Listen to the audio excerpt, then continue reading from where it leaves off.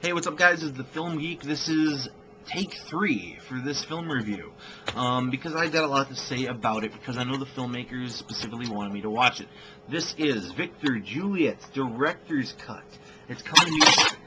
It was sent to me specifically to watch and review for this channel by Fiendish Films, located in New York. This movie has a sweet concept of a film director who makes no-budget horror films, and to achieve the no-budget horror film, he makes absolute reality in these movies.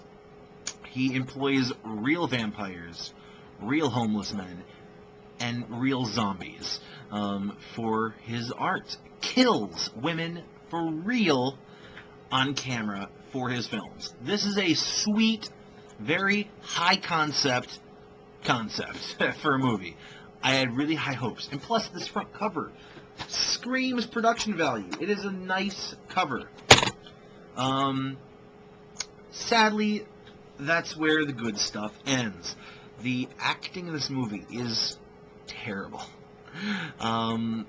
Especially the female leads. Like, one of the girls is not that bad. The other two are absolutely terrible.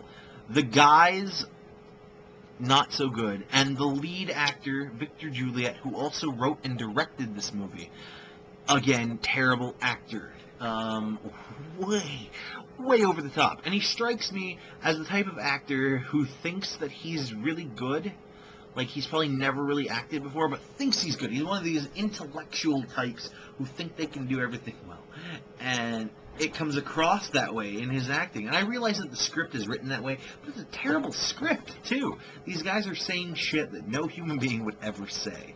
The camera work in this movie, I'm gonna exclude the first 5 minutes, because the first 5 minutes is a short film directed by Juliet in this movie world, that is purposely horrendous, absolutely awful lighting, terrible acting, terrible film work, terrible camera work, terrible editing, terrible script, and even terrible sound. It doesn't even sync up with its ADR.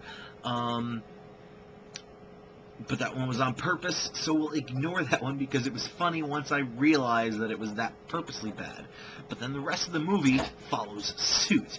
Like I said, bad acting, bad script, not terrible camera work. There was some decent camera work. I'll give them credit. Some of the camera work was okay, but just okay camera work, when coupled with no script continuity and terrible editing, makes it look like you shot it bad too.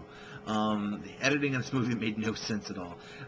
There were like some very weird cuts, and it seemed like the continuity director was either non-existent or taking a nap, because there was some crazy shit that happened, including seeing boom microphones into the frame, including seeing an actress facing one direction for one shot, cutting to the reverse, and she's actually facing the other direction.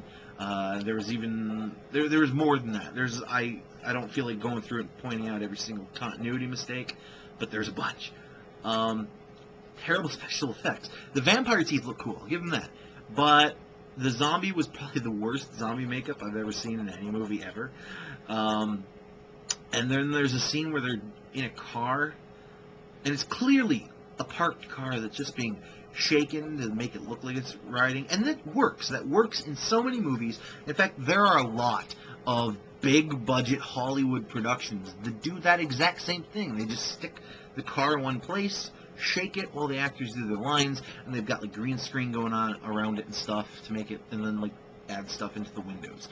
But in this movie, the effect was totally killed because there's a window where there is the top of a tree visible during the entire scene, and that tree does not move, and that kills the effect of the car actually moving. Like I said, the editing is terrible, the continuity, the script. So much is bad about this movie. And I was looking forward. I don't know if you can see, there's a picture here of a girl who is clearly flashing the camera, and there's like scenes of the movie like covering her boobs up. I was looking forward to seeing that girl's boobs in this movie. Spoiler alert, they put a big black bar covering her boobs. And it was funny, but it pissed me off because I was really looking forward to it. Because she's hot, and I really wanted to see her rack. I don't remember what I was going to go with next, but there's so much bad. It's an awesome concept. This movie could have been amazing even with no budget if they would have gotten their technical act together, but they didn't. And every single issue I have with this movie is technical based. They could have cleaned this movie up so much better had they gotten a competent editor and maybe some better actors. I even went so far as to look past the poor picture quality because I knew that they were using a cheap camera. And so that part, the look of the movie didn't bother me. But the editing and the bad camera work and the bad acting and the bad script and the bad special effects, that all I had a problem with.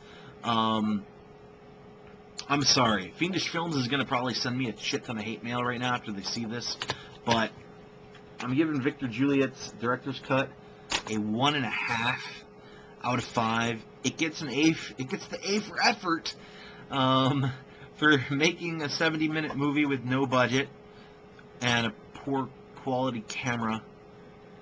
But there's so much more they could have done with this if they would have just gotten some crew members who knew what they were doing. And maybe some slightly better acting talent. Even just slightly better acting would have made some of these scenes a lot better. Like the scene where the girl gets killed. Most unbelievable death scene in the history of mankind. Let me tell you. So, Fiendish Films, I appreciate you sending me your movie, and I've done my part in reviewing it. Unfortunately for you, it's not a good review, and I'm ready for the hate mail. Bring it on. I apologize. I really wanted to like this movie. I just couldn't get past all of the technical flaws of this movie. But it was a great concept, and I wish you all the luck in the festival circuit. Victor Juliet's director's cut, 1.5 out of 5.